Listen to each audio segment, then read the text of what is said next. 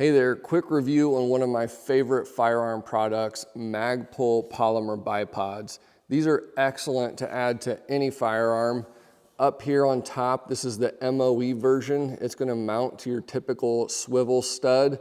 Very easy to attach. It's got this knob on the bottom. You're just gonna twist that and the two pins are gonna come together around the stud. And then whenever you wanna take it off, just counterclockwise turn, it'll pop right off.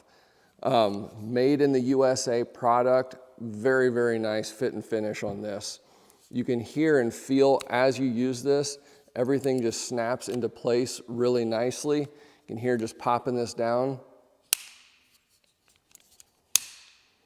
And then the legs are adjustable. We've got a push button here and full adjustability all the way down that far.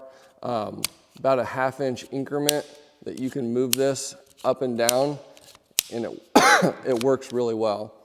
Now, as we turn the product around and look at the backside, you will see you do still have a stud mount here for a sling, so you can still mount a sling with this, but overall, just an excellent product, great fit and finish. You can get this in black or this tan color, looks excellent, and it'll really take your firearm to the next level without breaking the bank.